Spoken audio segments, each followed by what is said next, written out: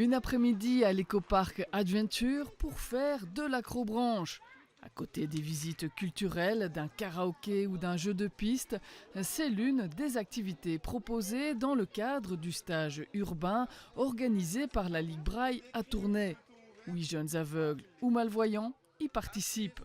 On dit toujours, nous, ici à la Ligue Braille, que rien n'est interdit, on peut tout faire. Évidemment, ça va être adapté avec des guides. Tous les enfants sont à leur rythme, à leur niveau. Il y a des plus casse-cou que d'autres, ça comme dans tous les groupes finalement.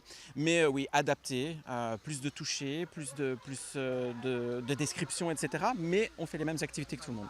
Elle va mettre son mousqueton avec le manche vers le bas et elle va le poser, comme ça, et elle va le poser sur le petit boîtier. Et tu le pousses. Ils se débrouillent en fait tout seuls, ils ont besoin d'apprendre tout seuls, on leur donne les quelques petits rudiments comme on a fait tout à l'heure. Une fois qu'ils le font, chacun sa technique, chacun sa façon, et ils nous épatent tous les jours en fait, à chaque fois qu'ils viennent. Le mot d'ordre que rien n'est impossible pour les déficients visuels est vite mis en application. La technique de mousquetonnage, une fois acquise, tout le monde s'élance sur les premiers parcours et se mesure aux différents ateliers.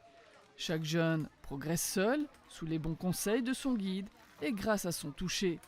Quand tu es déficient visuel, tu dois faire confiance à ton moniteur, que ce soit pour te guider, pour te dire d'aller à gauche, à droite, de lever le pied, ou même pour les mousquetons. Donc la relation de confiance, quand tu fais de l'acrobranche, elle est indispensable quand tu es déficient visuel, parce que ça remplace ta vue en fait. Si tu veux, tu longes.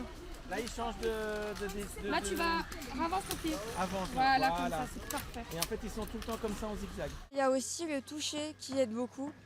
Donc c'est pour ça d'ailleurs qu'on n'a pas eu de gants. Je ne sais pas si vous avez remarqué, mais tout le monde avait des gants sauf les mâles et non-voyants.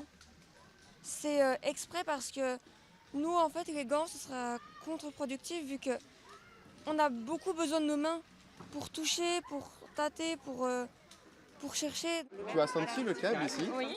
Tu sens qu'il est différent du câble d'avant? Attendez. Ah, un petit peu. Ouais.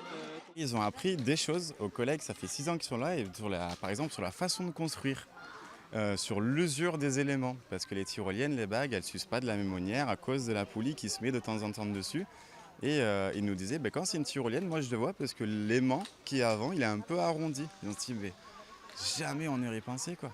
Au fil des ateliers et des parcours, les jeunes déficients visuels prennent de plus en plus d'assurance.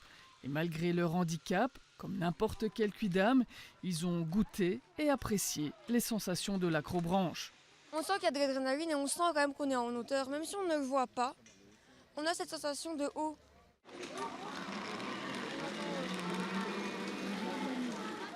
Il y a aussi surtout les tyroliennes, c'est pour ça que j'ai dit tout à l'heure qu'on était en adrénaline. Donc c'est bien parce qu'on se laisse aller dans le vide, donc non, je trouve ça chouette. C'est un peu un moment où on ne pense pas au handicap, à la maladie, dans la vie, et donc en fait on se laisse juste porter. C'est aussi un dépassement de soi, et voilà, essayer de franchir un peu ses limites qu'on s'est mises, et pour être fier de soi le soir.